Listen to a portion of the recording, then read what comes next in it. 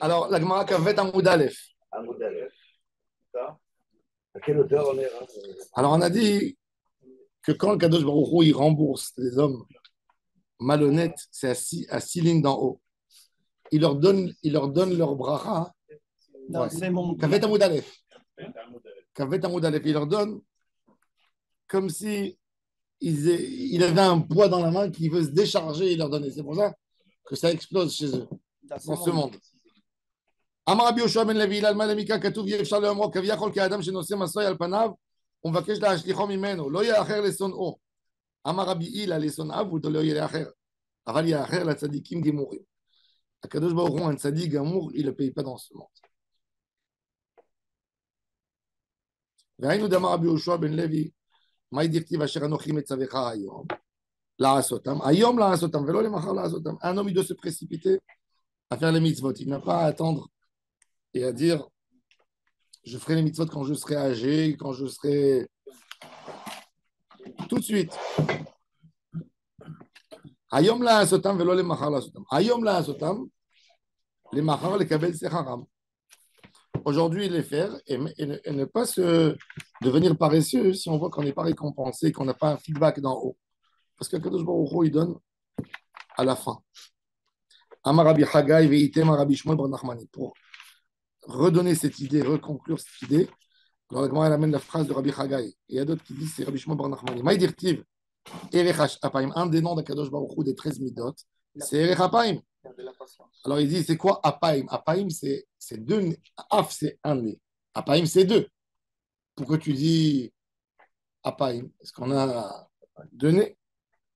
Et la Erech Apaim la Tzadikim, Erech Apaim la Rishaim, ce sont deux comportements de la même manière. C'est-à-dire, Akadosh Baruch Hu, il se retient avec les tzadikim de les payer, il se retient avec les Rishaim de les punir.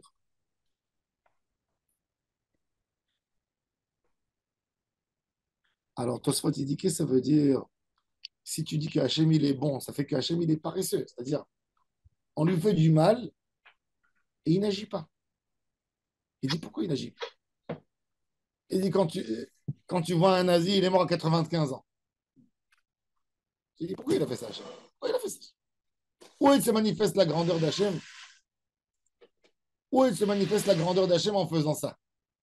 Alors il dit Tosfot que oui, c'est un chesed d'Hachem. Laissez les gens faire teshuva. Intéressant.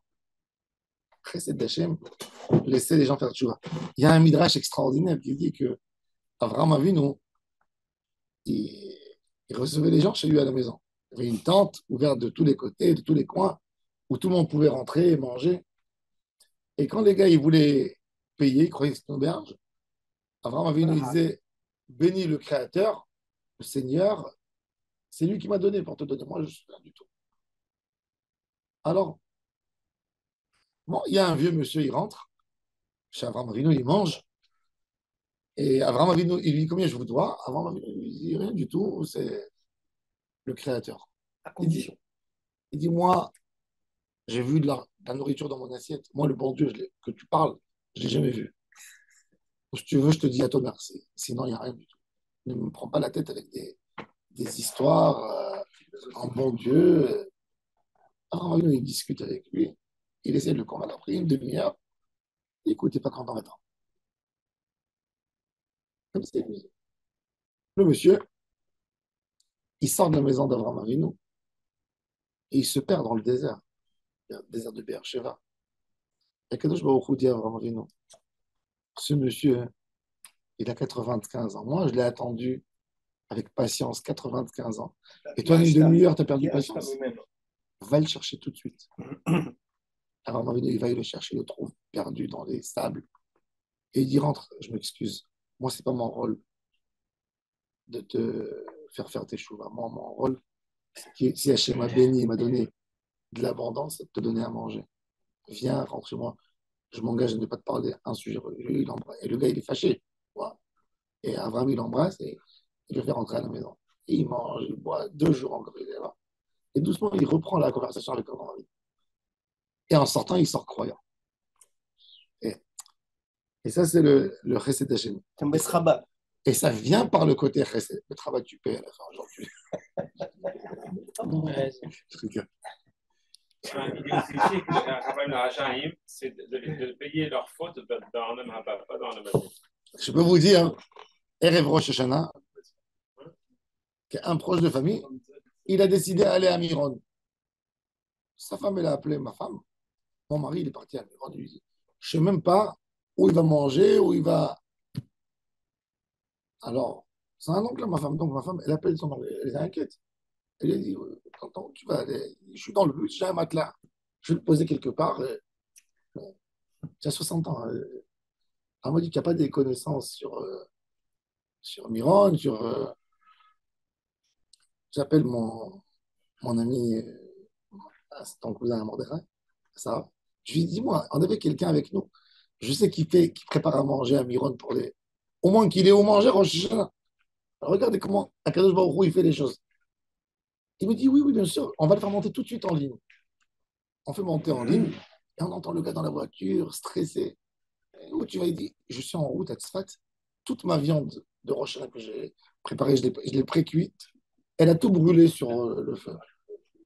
Et lui, il dit, il dit, la vérité, j'ai pas un rond dans ma poche, mais je vais essayer d'aller convaincre le boucher qui me donne. Et après la fête, je me débrouille à le payer. Alors il lui dit, bon, la viande, elle est sur moi. Il dit, donne-moi ta carte bleue. Il rentre, sans demander combien. Il dit, voilà, c'est passé. Il dit, combien? Il dit, 1800 shekels. Il dit, quoi? Je croyais 400, 500. Et allez, bon, bracha. Et, et le gars, il a dit, moi, je m'occupe de lui. Je rentre, dès que je descends à Tzfat, je vais le récupérer, donne-lui. Et regardez comment mitzvah, mitzvah. Moi, j'ai voulu faire une mitzvah pour aider ce monsieur. J'ai appelé mon ami, il a fait une mitzvah, il a payé la viande. L'autre, il a fait la mitzvah, il a pris l'encre. Regardez comment le chesed s'est fait. J'avais la chair de politique. En fait, toute cette histoire, comment j'ai eu le téléphone, et que ma femme m'a dit, je t'en supplie, fais quelque chose pour ce monsieur, c'était pour voir, c'était pour payer à ce gars sa viande qui n'avait pas de.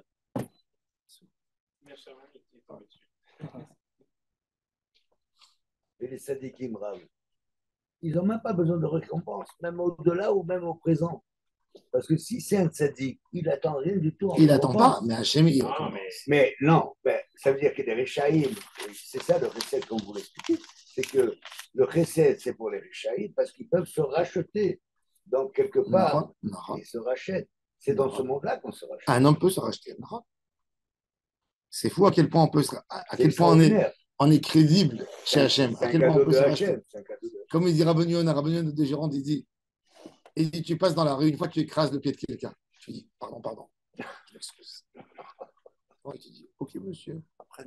Après 10 minutes, tu repasses, tu le réécrases le pied. Là, il dit, vraiment, vraiment, pardon. Vraiment. Après 10 minutes, tu passes, tu réécrases. Qu'est-ce qu'il fait? Il te frappe. Tu dis. Et il dit, mais avec Hachem, on le fait 10 fois par jour. Pas une fois. Et après, on lui fait, comme les Arabes au Maroc, il te double, il rentre dans la route comme ça. Et il te regarde, il fait un sourire, il te dit Smehli, pardonne-moi. Il est presque en train de te tuer et il te fait comme ça, Smehli. Et toi, c'est jusqu'où l'hypocrisie va. Mais en fait, nous, on se comporte avec Akadosh Baruch Hu pas moins que ça. Non. Il dit, tu vois pas. J'ai pas vu, je suis en train de Tu es trop lent. Alors, je vous donne une astuce. Quand vous êtes en vélo, ils ont très peur. Parce que c'est très. Et même, il faut faire attention à toi. Ne compte pas sur ça qu'ils ont peur. On prend pas le risque. Ils ont très peur, mais le risque, il y a pour toi, il faut faire attention. Mais... Tu sais, une fois, un Arabe, il roulait avec sa voiture. Alors, il a dit au prof qui lui enseigne il a dit, dis-moi, quand je vois deux lumières en face de moi, comment je sais si c'est une voiture ou c'est deux vélos? Il a dit, écoute, tu passes. Si tu passes, c'est deux. Si tu passes pas, c'est forcément un camion. Peut-être un train. Les mecs en vélo, pour les Arabes, c'est une pédale. On continue. Rabbi Yehuda Omer, Ad Bet Satem. Maintenant, on revient dans les sujets de la halakha. Il a dit Ad Bet Satem. Si vous regardez dans la Mishnah, On reprend la Mishnah.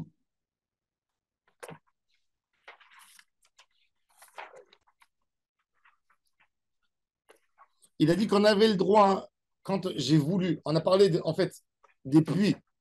Il y avait des puits au centre de Jérusalem.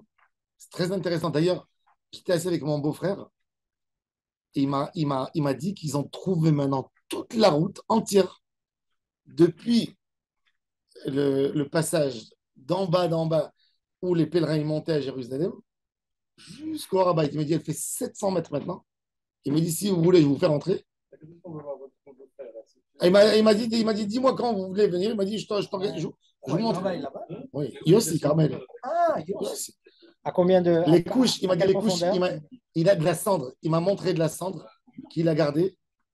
La cendre qu'il a trouvée du Beth Amikdash. Wow. Quand il a été détruit, il m'a dit, si tu as un khatan Ouais. qui se marie et il veut mettre la cendre, c'est chez les Ashkénazes, on met un peu de cendre sur le. Il m'a dit, voilà, ça c'est la cendre du Beth Amikdash. Il faut aller en groupe, on va en groupe. Il m'a dit, pas un trop grand groupe, il m'a dit 10 à 15, je vous fais rentrer. Bon, alors il m'a expliqué des choses, regardez les choses du Talmud. Alors, je vais poser la question, est-ce que sur la route, il y a des puits d'eau? Parce que dans le Talmud, on sait qu'il y a des puits d'eau pour lesquels ils ont fait des biraot. Attends, Non, mais c'est une route souterraine. oui, aujourd'hui, elle est souterraine. À combien de mètres de profondeur? 10 mètres de profondeur, 10 à 15 mètres. Il me dit, parce que les Mamelouks, ils ont construit, les Turcs, ils ont construit. Chacun, il a construit, donc tu te retrouves. Et il me dit que la route, ils ont trouvé exact, la route avec les pierres romaines, comme qu'il y a à Rome. Et il me dit, et c'est fou, il me dit, la Mishnah, elle dit dans Maseret Traviga, on a dit, qui c'est qui est quitte de monter à Jérusalem? Quel enfant il est quitte de monter? Celui qui n'a pas la capacité de monter avec son père le passage. Il me dit, effectivement, c'est un passage qui est comme ça, qui monte, qui grimpe. Et il me dit, un enfant qui est un peu fatigué, il n'arrive pas à monter. Et là, tu comprends, parce que qu'est-ce que ça veut dire un enfant qui ne monte pas avec son père? La route, c'était une route, tu vois, qui était un peu. Ils ont retrouvé les mikvaot, ils ont retrouvé des trucs de fou. Tout.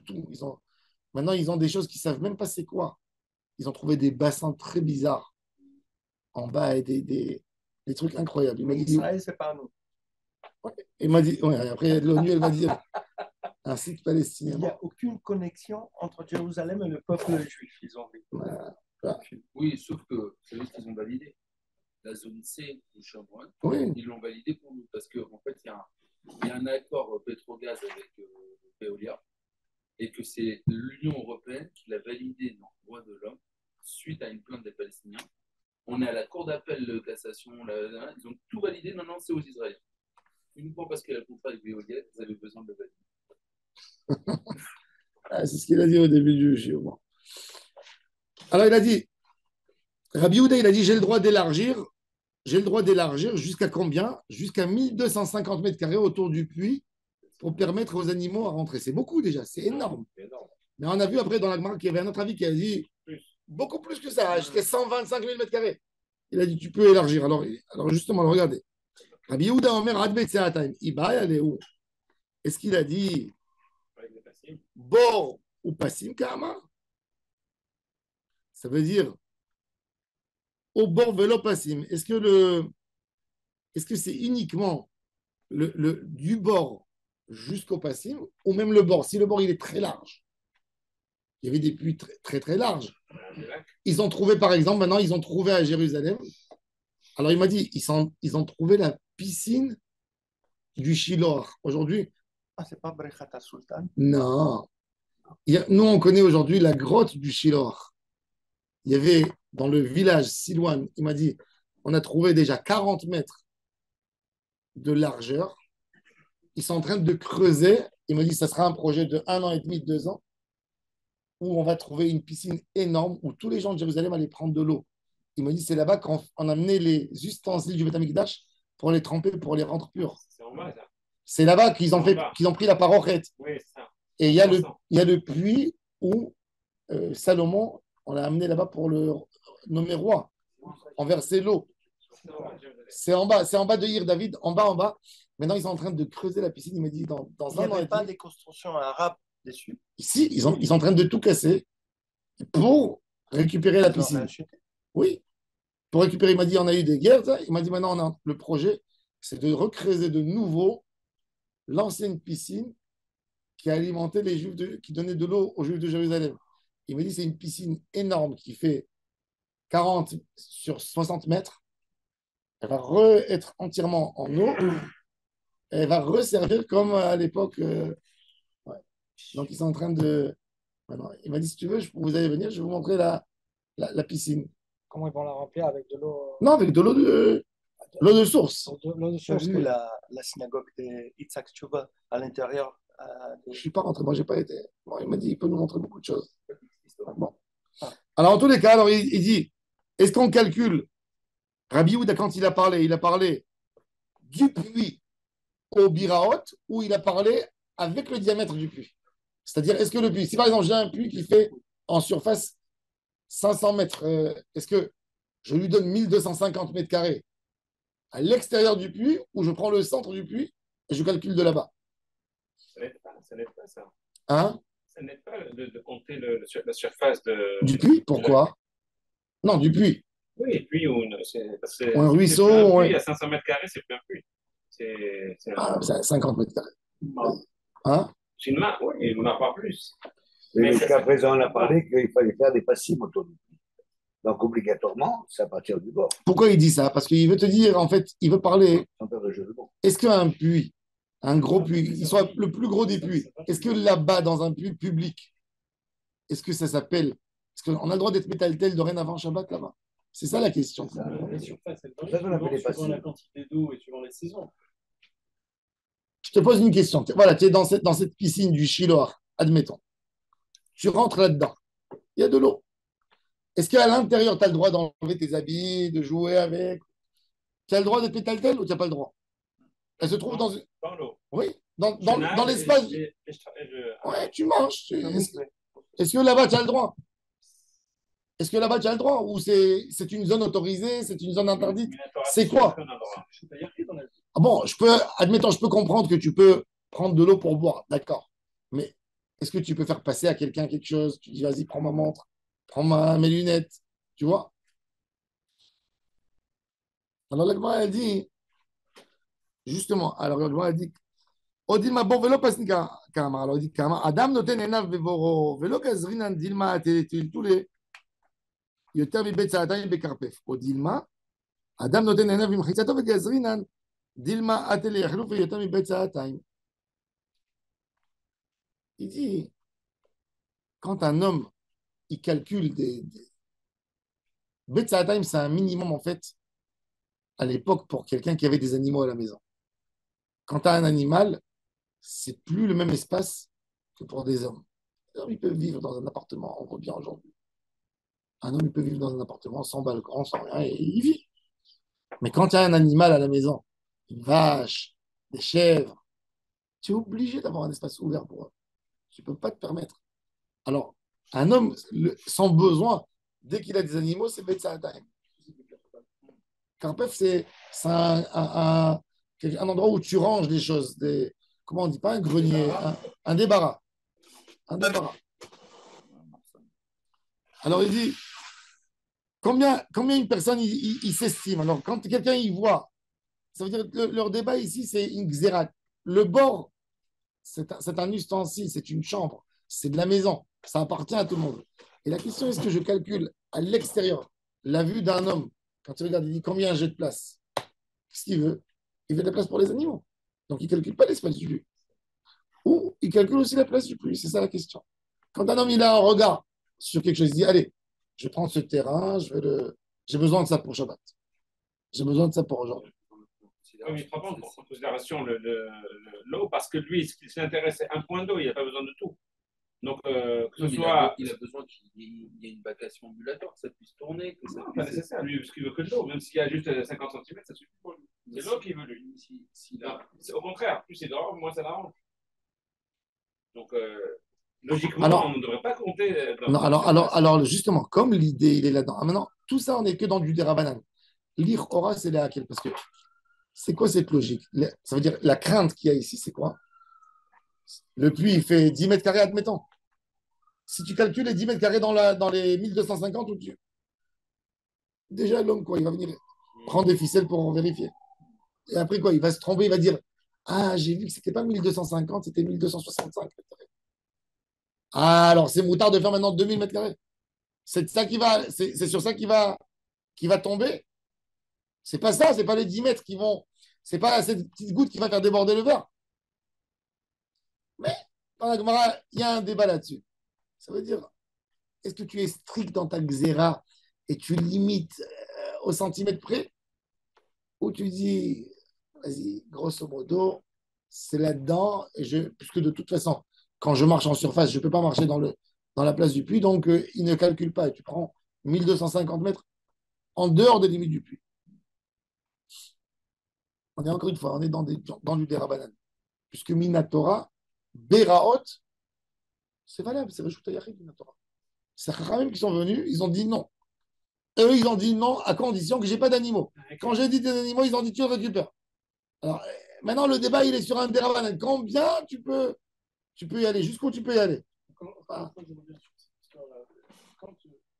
Suivant les saisons, le puits, en fait, il peut être étroit. Non, tu as raison.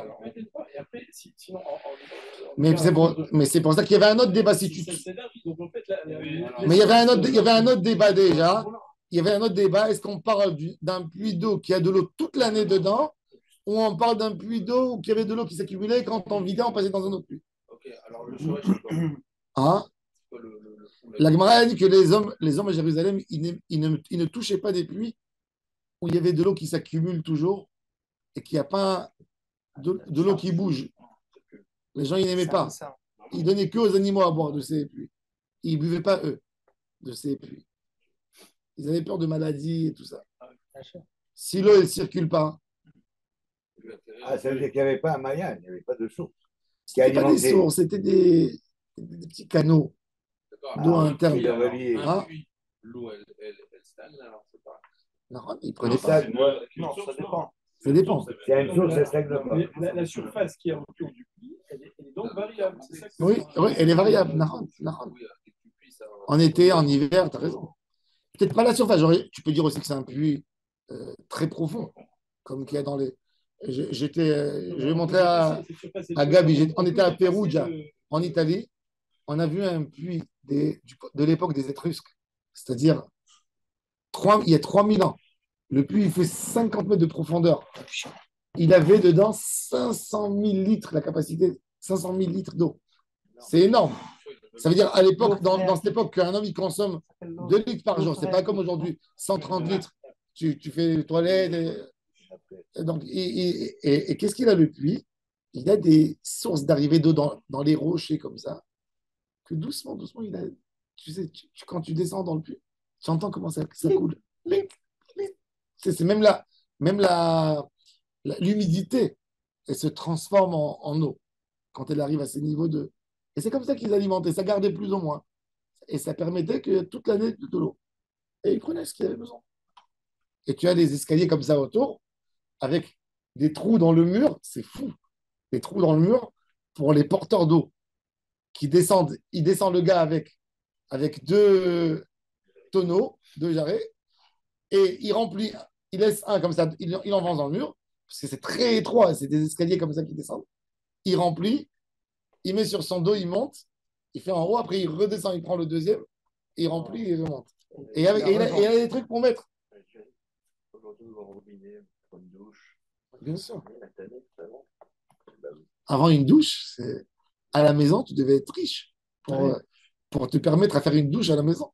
C'était pas en douche. Parce que c'était des packs d'eau à faire monter chez toi, à la maison. Aujourd'hui, déjà, quand tu achètes l'eau au supermarché, tu l'amènes à la maison, tu te prends la tête et tu en as marre. C'est la chose la plus embêtante à récupérer l'eau de la voiture. Et tu as quoi? Et tu as un homme aujourd'hui, il dépense dans l'Occident entre 130 et 160 litres d'eau par jour. Chaque fois que tu rentres aux toilettes, tu tires la chasse, 10 litres. Tu prends une douche, 30 litres. Tu te laves les mains, 2 litres. Tu laves la vaisselle, tu fais la. Un homme en moyenne entre 130 et 160 litres d'eau douce par jour. 130 litres, tu sais ce que ça veut dire? Ça veut dire 13 packs pour toi par jour. Tu sais ce que ça veut dire? 13 packs d'eau. Hein? Ça paraît beaucoup. Non, 130, c'est Compte, rien. compte et tu vas voir. On a calculé. Tu rentres 5 fois aux toilettes. On doit inclure les piscines. Non, non, sans non. la piscine. Non, sans la... Jacob, tu rentres aux toilettes, tu tires la chasse. C'est combien? C'est 10 litres. La chasse, quand elle tire, c'est 10 litres d'eau. Combien de À peu fois près, par oui. jour? Une chasse d'eau, c'est 10 litres. La douche, c'est plus que 30. La vaisselle, et quand tu laves le robinet, quand tu laves un fruit. Mais eux, à l'époque, tu sais ce que ça veut dire? Eux, à l'époque, ils prenaient les fruits. L'eau, elle était gardée, l'eau. L'eau, elle était à compte-goutte. On te dit à compte-goutte. Parce qu'il prenait le fruit, il lavait le fruit, il gardait l'eau. Ensuite, avec cette eau, il avait encore quelque chose. Ensuite, il avait le corps. Ce qui n'était pas bon pour le corps. Et pour... C'est comme les serviettes quand... Nous, quand on était jeunes, quand tu sors de la douche, on te dit, tu essuies ta tête d'abord. Parce que si tu essuies ton corps, tu ne peux pas essuyer ta tête. À l'armée, on Donc, tu commences avec la tête, avec la serviette. Ensuite, tu passes à ton corps. Ensuite, tu passes au pied. Ensuite, tu mets la serviette par terre et tu marches dessus. Ça veut dire qu'ils avaient une hiérarchie. Et en France, comme ça, je prenais le bain pour les enfants, ils gardaient le bain, et le deuxième enfant, il venait, le troisième. Ah, bien sûr. Et c'était pas... Et les bains des enfants. Les bains. Si tu crois qu'il faut leur mettre le même Certains bain. jetaient Et le gant. avec Mais oui. À l'époque, parce qu'à l'époque, il n'y avait pas d'eau chaude comme ça. Il fallait chauffer l'eau. Il fallait chauffer l'eau. En plus. Il fallait chauffer l'eau. Les puiseurs d'eau, c'était pour de l'eau à consommer après. Ou c'était vraiment aussi pour les bains des gens. Non, mais regarde, à l'époque, les rabbinim, dans les réponses à la qui te parlent de l'eau avec des verres dans l'eau. Est-ce on est obligé de faire bouillir l'eau, ou on peut filtrer, et pour Shabbat, est-ce qu'il y a borer, donc il faisait passer sur un tissu, parce qu'il y avait des trucs, l'eau de tuer n'était pas de bonne qualité. C'était pas de l'eau qui circulait. Nous, aujourd'hui, on a Baruch Hashem de l'eau. Tu sais combien de maladies ça arrivait rien qu'avec l'eau? Mais encore dans des pays de l'Afrique, tu bois, Combien? Je viens de calculer ma facture d'eau. Sur 2 mois, on a utilisé 34 mètres cubes. Voilà, ça fait 34 000 litres. Divisé par 5, divisé par 60, on arrive à 113 par personne. Ouais. Et tu as bien économisé. C'est économe. Tu vois? 54 mètres cubes par an. 54 mètres cubes par an. Par an. Par personne. Là, j'ai vu 34 mètres cubes pour 2 mois pour chez moi. Là, non, tu vois. Et c'est ça. Et en Israël, dès que tu as dépassé cette somme, ils te donnent une derba sur le prix, il saute x2.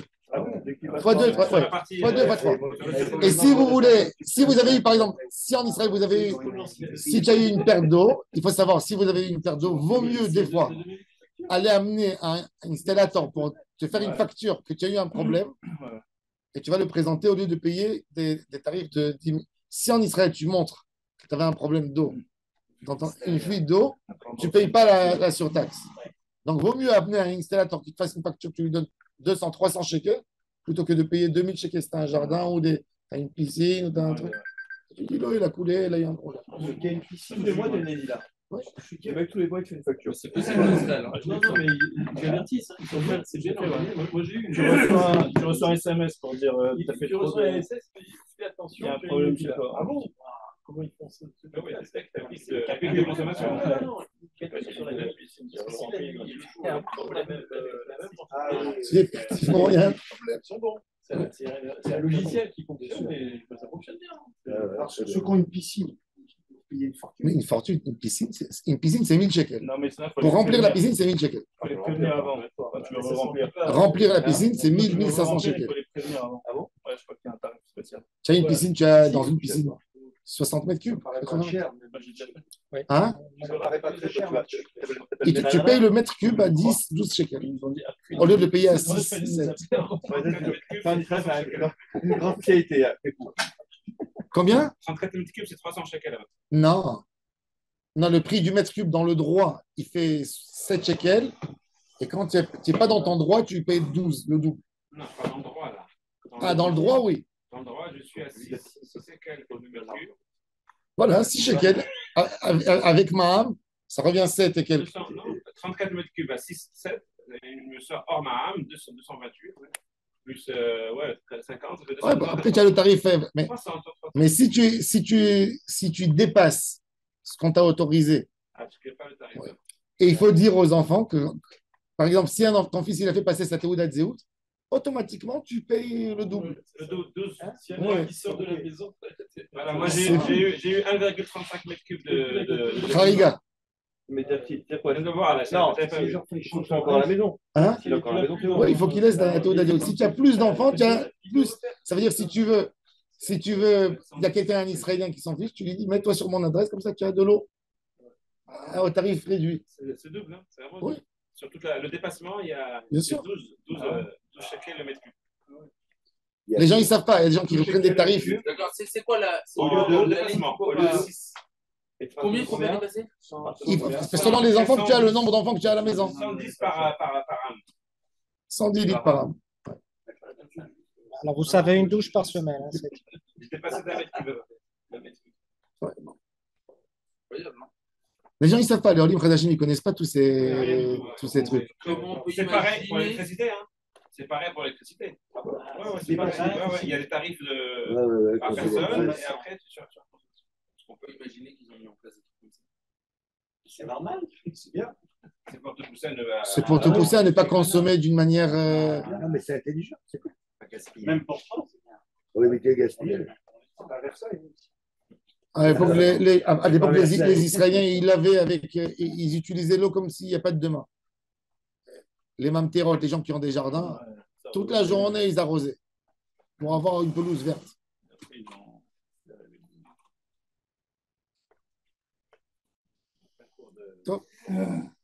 Alors, il a dit tous ces lignes de Xéra, qu'est-ce que les gens.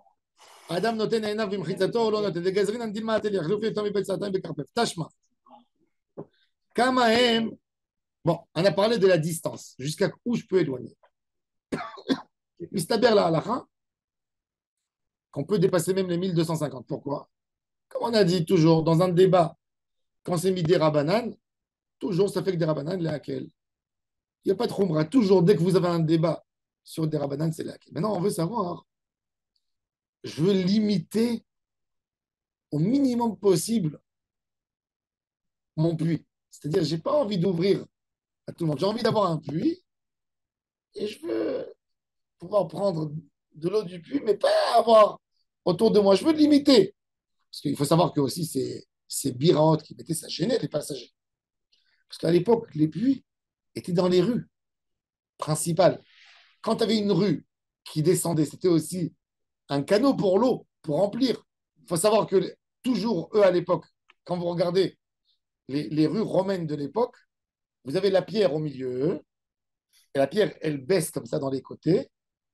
Les côtés, c'est plein d'eau, ça coule. Surtout à Jérusalem. Comme les caniveaux. Exactement. Et aussi les égouts. Les égouts, tout ce que tu veux. Ça remplissait les puits dans les coins. Alors, toujours dans les coins de rue, j'avais toujours des puits d'eau. Oui, mais elle descendait. La saleté, elle descendait, oui. Les gens, tous les combien d'années, ils descendaient au puits, ils vidaient, ils renettoyaient, ils mettaient de la chaux. Mais il n'y avait pas, c'était les conditions de l'époque. Les gens, ils ne savaient même pas, ils savaient même pas qu'ils faisaient bouillir l'eau. Ils ne savaient pas les règles qu'il fallait faire bouillir l'eau. Ils faisaient passer par des tissus pour boire. C'est pour ça que le taux de vie à l'époque, c'était mortel. Les gens mouraient avec les puits. C'était les. Ouais. Oui, c'est ça. Alors maintenant, il a dit, je veux réduire. Combien je réduis? Tachema. Kamaem et Kouravim.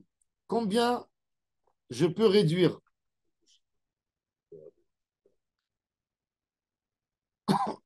Alors, on va amener ça pour comprendre combien je peux éloigner aussi. Kamaem et Kouravim. Keder, Rocha Verouba Shel Para. Mais Kamaem et Rochakim. Combien je peux éloigner? Afilou Kor. Kor, c'est combien? C'est 30 CA. Ve'afilou Kouraim. Rabbi Yehuda Omer Betzaatem Mutar. Yetta mi Betzaatem Asur. Amrou. לרבי יהודה, אי אתה מודה בדיר ושר, ומוקצה וחצר, אפילו בית 5 קוראים ובית 10 קוראים, שמותר, c'est pas, בית 10 קוראים, c'est 125, c'est 100, 5 fois 5, pas 30. 150. 150 fois 20 250. 20 250, 170 000 mètres carrés. Ils lui ont dit, c'est énorme. Il a dit à un homme qui a un troupeau à l'époque, effectivement, quand quelqu'un il faisait paître son troupeau, il a besoin, tu prends 500 moutons, tu ne peux pas. Aujourd'hui, les terrains qu'on accorde aux bergers, c'est énorme. C'est énorme. Vous savez qu'il y a en Israël, il y a la licence du berger. L'État, tu es berger, on te donne. Maintenant, les colons, ils font ça. Ils font tous. Ils deviennent bergers. Pourquoi? Pour bloquer les Palestiniens. Parce que dès que tu vas déclarer au Misad HaKlaout que tu es berger, on te demande combien de têtes tu as dans ton berger. Tu dis 300 têtes. Comprennent qu'une bête, pour aller chercher dans la montagne de la verdure, ça demande une surface.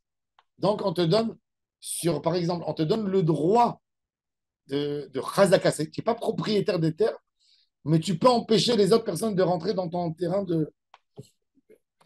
et tu récupères c'est des kilomètres carrés entiers que tu récupères. Donc, l'espace pour faire paître les animaux, c'est beaucoup plus grand. C'est ce qu'ils lui ont dit. Ils ont envie de faire la même chose. Oui, mais ils ne déclarent pas. Donc, les Juifs, ils vont déclarer. Et au moins, tu les pousses. Ça veut dire que tu peux interdire l'accès dans le. Alors, bon. Alors, ils mettent ça, tu vois, pour que ça ne fasse pas du bruit. Mais tu récupères. Il y a des Arabes. Il y a un Arabe à côté de Tzfat.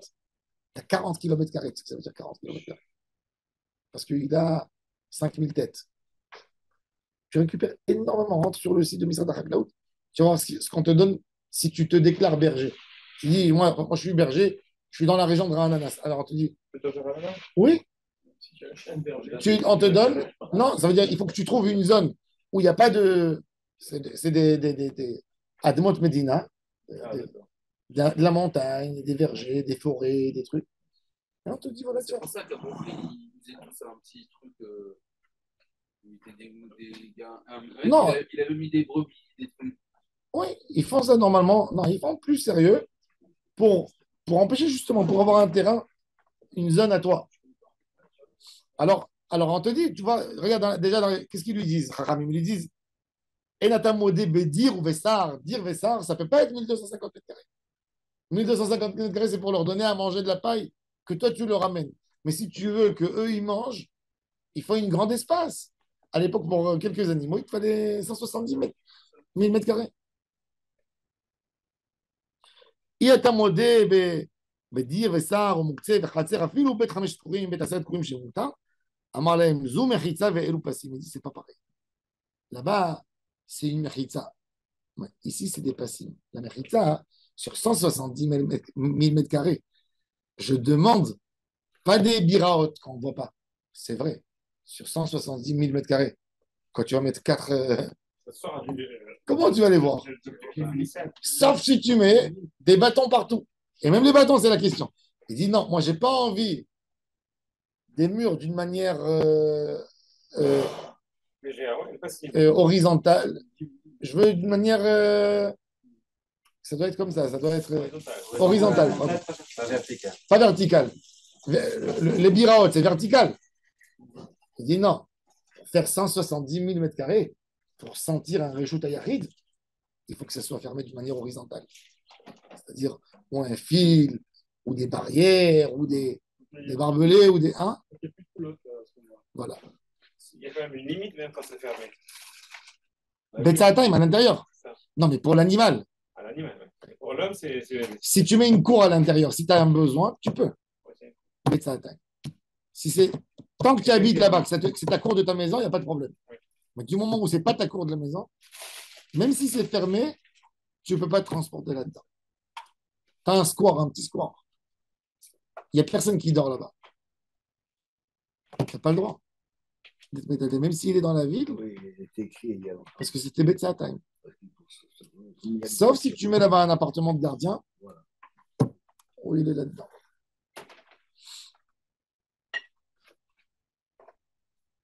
Alors il dit Amar lהם זו מחיצה ואלו פסים. רבי שמעון בן אלעזר אומר בור בצעתיים à Betzaataim Moutar, lui, il dit qu'un puits qui peut aller jusqu'à 1250 mètres carrés, il a le droit de mettre des passim. Et ça veut dire, il te dit, toute la place est dans le bord. Il te dit, tu peux élargir cette piscine du bord jusqu'à 1250 mètres carrés. Prends une grande piscine, une piscine olympique. Je ne sais pas combien elle fait une piscine olympique. 25 sur combien 25 50 sur 25. Oui. 125, ça fait 1250. Exactement. Oui. Vélo à Amro, il te dit, tu peux mettre les biraot, il te dit les biraot, tu ne dépasses pas. Lui, il te dit, c'est-à-dire, même si tu as une piscine comme ça, olympique, il te dit, ben, dans les limites de cette piscine, tu mets tes biraot et tu n'as plus le droit de faire sortir plus que ça. Si j'ai un lac très très grand. Un lac. Un lac. Et je ne peux pas faire des passimotos parce qu'il est trop grand.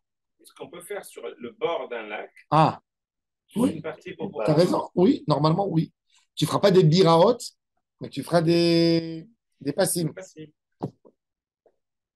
Tu te fais un carré. Autour, avec le lac. Le lac déjà.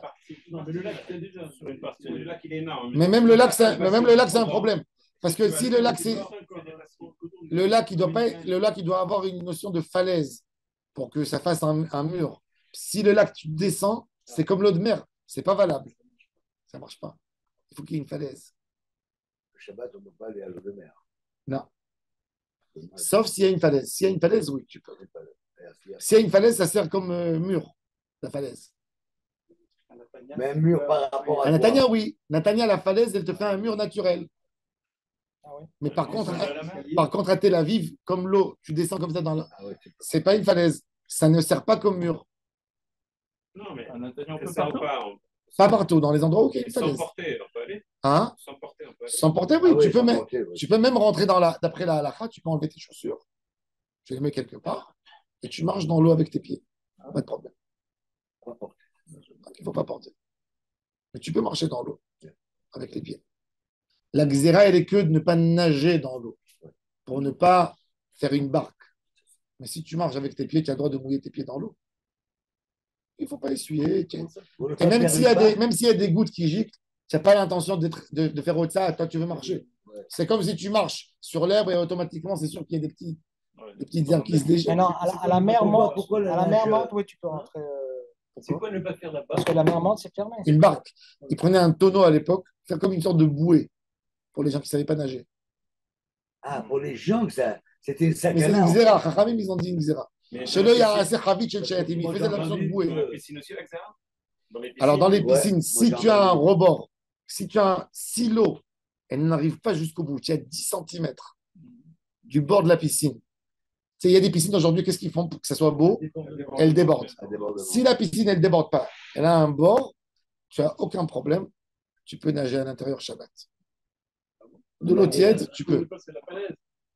Non, c'est la xéra. Chachamim, ils ont fait une xéra sur ce qui ressemble à la mer. Dans la mer, l'eau, elle déborde. Tu comprends? Non, quand ça déborde, parce que ça a une notion, ça ressemble à une mer. Xéra l'eau, yachut banar. Parce que l'eau, elle va jusqu'au bout. Mais là, quand il y a une limite, de toute façon, tu n'as pas besoin d'une bouée. C'est un bain. C'est un grand bain. C'est une notion de bain, en fait. Voilà. Tout ça, on est dans la xéra de Chachamim. Si tu as une piscine avec un Shabbat, tu veux nager Shabbat, tu baisses un tout petit peu l'eau, le niveau de l'eau à 10 cm d'en haut, tu n'as aucun problème de te baigner Shabbat. On peut s'essuyer. Comment tu t'essuies quand tu fais une douche? Le Ben Israël.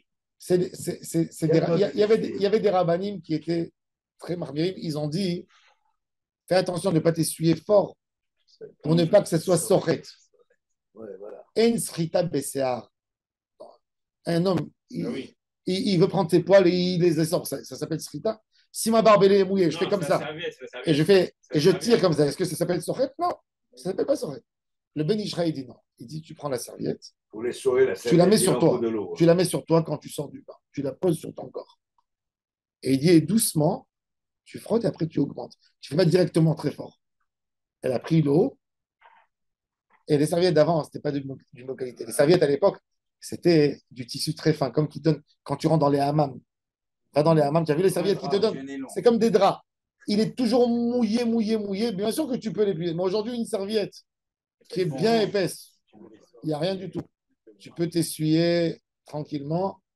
Tu peux aller à la piscine, même si elle est chauffée, un peu léger. C'est rien que pour ne pas avoir froid. Mais elle n'est pas chaude, tu peux rentrer Shabbat. Attends, Et le maillot de bain, il ne faut pas l'essorer. Il faut le faire sortir doucement. Ayam Amela, Mais alors, c'est un sort, c'est un canal, c'est un lac. c'est un lac. Il n'y a pas de falaise. Moi, j'ai Sur plutôt la appris falaise, que- Hein La falaise, elle sert pour faire un hirouv.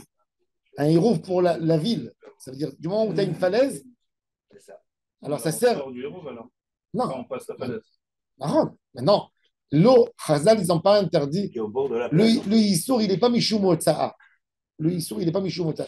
De Shabbat, d'aller nager dans la mer, l'interdiction, elle n'est pas parce que tu fais sortir de l'eau. Quand tu sors de la mer, c'est pas à cause de ça. Parce que tu n'es pas mitkaven, c'est d'avoir chez un mitkaven. C'est que je vais il y a assez chavit chez Shayatim.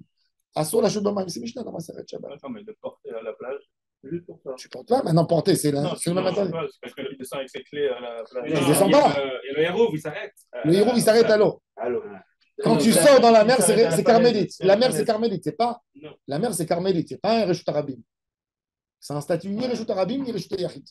C'est des Rabbanan. Tous les Rabbinés qui vont se promener au bord de la plage à Montagna. Ils prennent les chaussures dans la main. Parfois, c'est compliqué. Ils ne voient pas où ça s'arrête. Non, Non, tu la peux. falaise, le héros de la ville, il ne prend pas en compte. Tu veux kiffer, tu veux marcher dans le sable, sentir tes pieds dans le sable. Voilà. En Shumbaya. D'après la tu as le droit de marcher. Mais prends tes chaussures, mets-les de côté dans un endroit où tu repères où ils sont. Tu enlèves tes clés, tu n'as rien du tout. Tu veux marcher dans l'eau un peu. Pourquoi les chaussures? Non, parce que les gens, ils prennent les chaussures dans la main. Fais Tu attention. marches avec toi, ça, il n'y a pas de problème. Tu veux marcher sur le sable. voilà. Tu veux faire entrer tes pieds dans l'eau. Tu veux t'asseoir, avoir les pieds à côté de l'eau. Il n'y a pas de problème. Rien que le corps entier, laver ton corps entier dans l'eau, ça, c'est assourd. Xera, Mishum Shayatim, Chavit Shayatim. Dans une piscine, il n'y a même pas ça. S'il y a un rebord, rien que faire attention après quand tu enlèves ton maillot, ne pas l'essorer. Tu l'enlèves même s'il est mouillé, tu te changes. Pourquoi on exige qu'il y ait ces 10 cm dans la piscine, sachant qu'on n'est pas dans la mer? C'est pas la même. Aval Pirel, parce qu'un enfant qui ne sait pas, il dit l'eau, elle déborde, même dans la mer, c'est pareil, il ne va pas comprendre. Tout ça, c'est une responsabilité de transmission, c'est tout. Non, si tu as un bord, il n'y a aucun problème. Je l'ai dit un jour, il y a un rab qui ne connaissait pas la halakha, il a dit comment il peut autoriser une chose? Alors, les gens, tu vois, ils te disent va lui expliquer, vas-y lui expliquer. Tu lui montres. Non. mais bon, après, moi, je vais essayer Pour de- moi, Adraba, Il y a des sous, ouais. tu sais, des enfants, quand les enfants ils sont en Shabbat en été, ils ont besoin. Je préfère ça que les enfants ils s'énervent et après ils vont chercher des choses qui sont vraiment interdites à faire. Même pour les grands. Même pour les parents. Moi, je te dis la vérité, je suis parti quelques fois. Pour ça, après, J'étais dans des hôtels Shabbat, je suis descendu à la piscine, j'ai vu qu'il y avait ça, je suis rentré me baigner. Pourquoi pas? Tu veux refroidir ton corps un peu? Tu veux. On est. Oui, on est que Shabbat. C'est ça, on est que- Il y aurait de la pourquoi c'est un son. Il faut souffrir Shabbat. C'est tout tard. Si c'est dans les règles d'Atsniou, t'es dans tout. Et moi, je pensais que le lac, parce que c'est fermé, c'est pas ouvert, on pouvait rentrer dans. Alors, maintenant, on continue jusqu'à la Mishnah. Velo amrou la rikela keder rocha verouba shel para. Il a dit, il a exigé 1250 mètres carrés, plus la majorité du corps et la tête de la vache. Ah, mideka amar Rabbi Shimon ben Elazar bor. Velo passim, il a dit bor. Et il a dit velo passim, ça veut dire Michlal de Rabbi Yehuda. Je comprends que Rabbi Yehuda s'en oppose. Hein. Bor ve passim kamar. Il calcule en dehors du puits le bord et les passim. Velo, il a dit bor, Rabbi Yehuda bor velo passim. Même Rabbi Yehuda, il a parlé du minimum. Il a parlé d'un biraot. Bor velo passim kamar. La Gemara dit Iachi Aïnou de Rabbi Shimon ben Elazar. Rabbi Yehuda et Rabbi Shimon ben Elazar, c'est les mêmes.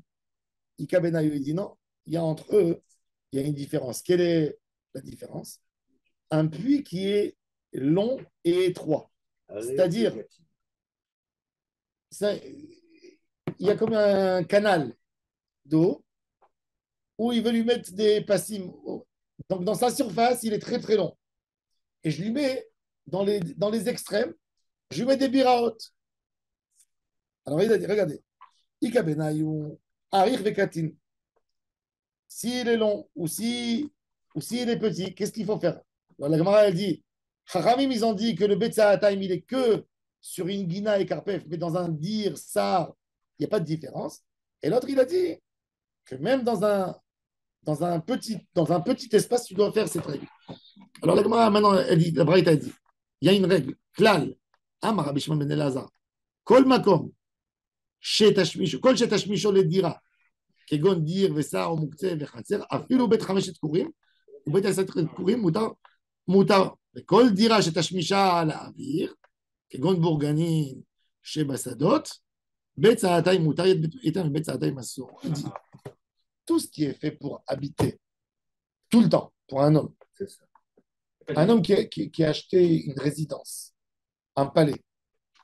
Les jardins du palais, c'est énorme dans les grandes résidences. Tu as des hectares entiers.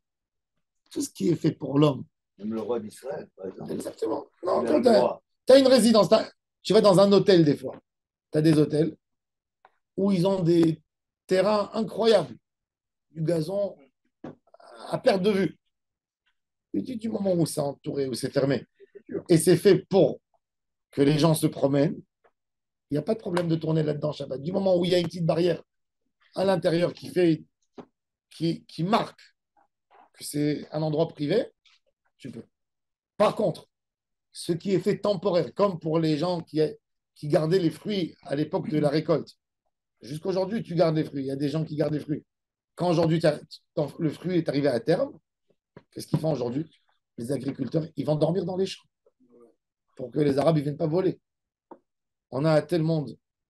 Il y a la meilleure clémentine du monde qui est à 1,5 km de tel monde. Les Japonais, ils viennent, ils les récupèrent à 8 $ le kilo à la cueillette. Et il a là-bas des gardiens avec des pistolets. Dans les 15 derniers jours, il ne veut pas risquer son stock. Ils dorment là-bas la nuit, dans les champs. Et c'est considéré comme un baït. Il a fait méode. Alors il te dit dans un truc comme ça, à l'époque, quand ils voyaient que les fruits arrivaient à terme, ils avaient peur des voleurs.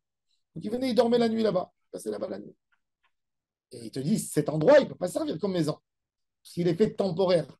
Ce qui est temporaire, c'est Betzaratime et il faut lui faire les biraot et les passifs. Ce qui n'est pas temporaire, tu n'as pas besoin de faire Betzaratime. C'est la règle. La régulation. Quand quelque chose est temporaire, quand quelque chose est fixe, tu peux y aller, il n'y a pas de. Tu peux faire 100 000 mètres carrés, 200 000 mètres carrés, c'est là, Michel. Pour éviter les pépins. Voilà. Bah, Adonai, il aura là, m'amène. Amen, amen.